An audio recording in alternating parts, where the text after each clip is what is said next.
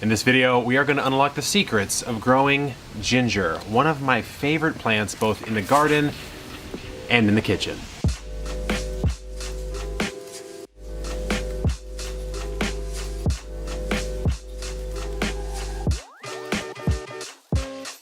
Kevin Espiritu here from Epic Gardening, where it's my goal to help you grow a greener thumb, and today we're talking about the almighty ginger, one of the most widely cultivated crops and used crops in the world. It's one of the first crops that was exported from Asia.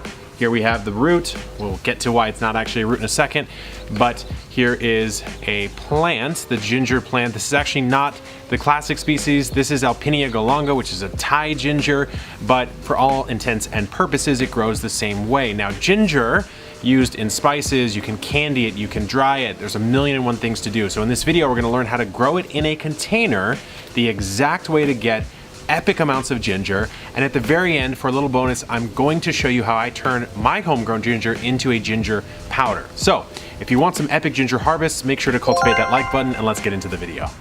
One of the most important things to know when you're growing ginger is we call it the ginger root, but we're actually harvesting the rhizome, which is a modified underground stem. So it's technically a stem. It's the main stem of the ginger plant.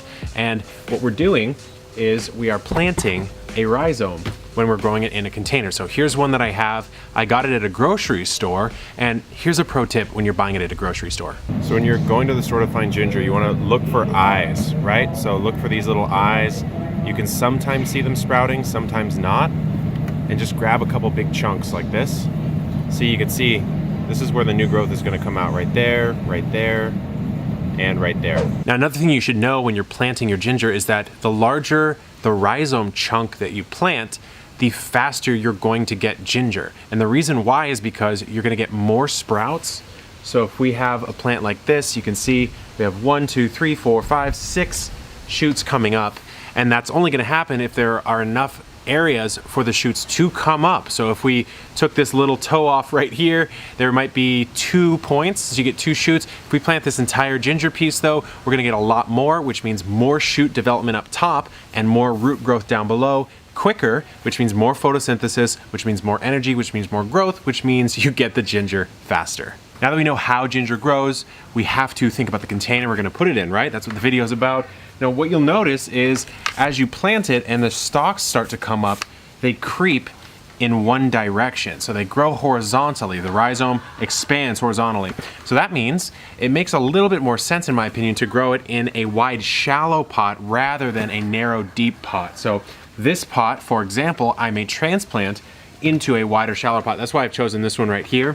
For soil, we're going to use a really high quality potting mix. It wants something that is somewhat loose so that rhizome can creep and expand, but also really rich in organic matter. Now, while you can pre-sprout your ginger in a little bowl of water, just place it in a bowl of water, wait till you see some root and shoot development.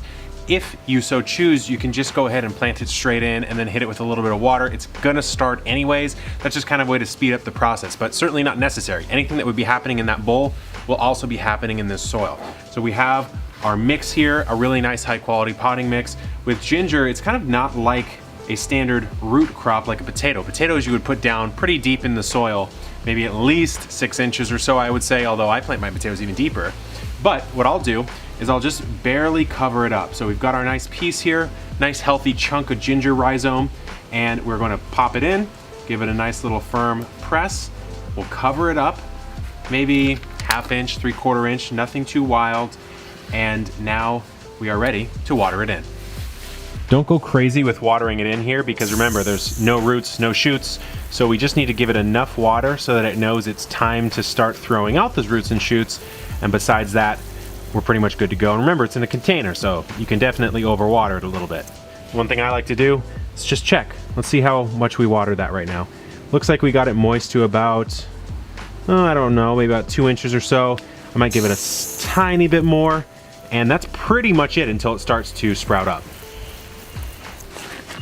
So after you've planted it, where do we place it? To understand that, we have to understand, again, where did it come from? It came from Southeast Asia.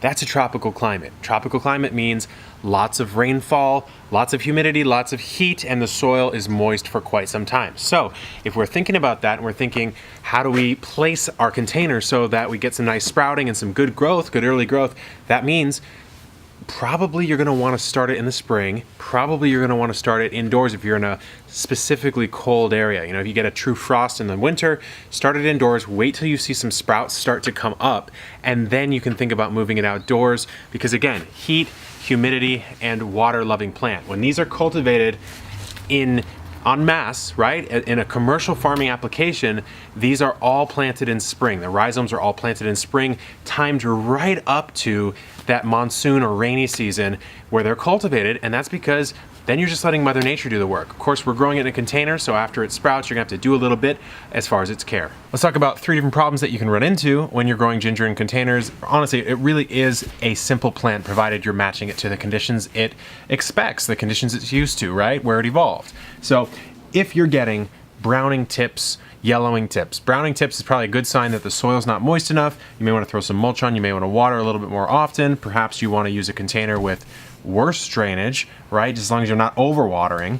And if you're getting it to yellow a little bit, it's a nutrient-loving plant, so you may want to give it some granular fertilizer, organic granular fertilizer, or if you so choose, a liquid fertilizer. Just kind of watch out and pay attention. It's the number one skill in the garden. Pay attention and you will become a better gardener magically. If it's getting soggy and these are rotting out, that's of course too much water. And really besides that, what if it flowers? Well, ginger flowers, that's what the plant does, and you can actually eat the flowers too. So I wouldn't stress out, I wouldn't worry about the flowers. And that's pretty much the number 1, 2, and 3 problems you're gonna run into, I would say. If you have a specific problem, drop it in the comments down below. So let's pretend the ginger I just planted has now sprouted and we're looking at this. This is probably 2 months in at least. We've got some nice growth up top, and honestly, you can both use the leaves and the leaves smell amazing as a fragrance. Ginger is just a smell I really enjoy. But what should you do? Some things that you can do if you're in a particularly dry area is throw some mulch on top of the container. Maybe an inch or 2 of a wood chip style mulch, something like that can really hold that moisture in. You may want to reapply. I know in commercial applications they'll do it at time of planting, and then they'll kind of hill it up slightly to keep that moisture in a little bit more, really protect the rhizomes.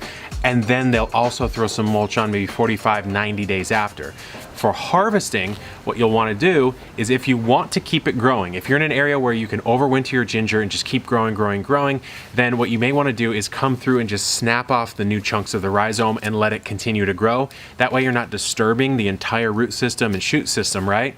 But if you're in an area where it does get to that point where the frost is really starting to come in and the temperature's really starting to go, it's gonna die back. So you can harvest it before then. I would say 4 to 5 months is about the time you're gonna wait before you do your first harvest. But if it's gonna die back, you may as well harvest all of it, and then you can wash it, clean it off, and after that, what you can do is you can use the stuff that you wanna use, and we're getting into that ginger powder in just a second here, but you can store the rest of it in like a root cellar type of situation where then you can plant it again next spring. So your ginger will always be producing new ginger both for your garden and for your kitchen. Now that you know how to grow ginger, let's figure out how to turn it into a ginger powder, our little bonus piece on using it in the kitchen, something that I'm really big on this year, taking from the garden, using in the kitchen. Ginger powder, very versatile, so what we're gonna do is slice it and dehydrate it. Let's get started. If you've harvested this from the ginger you grew in containers, make sure you give it a good wash and scrub, but this one's nice and clean, so let's chop it, and we're slicing it into uniform slices because when we dehydrate it, we want it to dehydrate at the same rate, and so the thickness of the slice should be uniform. Let's do this. I'm gonna go very, very cleanly through, and this is just such a great way to use it because you're basically turning ginger into a raw ingredient, kind of like a salt or a pepper. You're turning it into a dehydrated powder that you can mix into teas. You can use it as a seasoning or spice in baked goods. There's 1,000,001 different ways to use it, to say nothing of the medicinal ways that you can use ginger. So we're almost done slicing here, and you can dehydrate this in the sun if you wish, but I have a pretty budget dehydrator that I'm going to show you how to use. Here's the dehydrator we're using. It's a Nesco. It's a very commonly found one. It basically works by these stackable trays. So these stackable trays have little sheetings that you can put on top, and that's what we'll do. We're just gonna lay our ginger out. I already have some loquats dehydrating in here, so it's laid out, and we're gonna go 3 to 4 hours at around 115 degrees until the ginger snaps. That's how it's completely dry, because it can't be turned into a powder if there's really any water content left at all.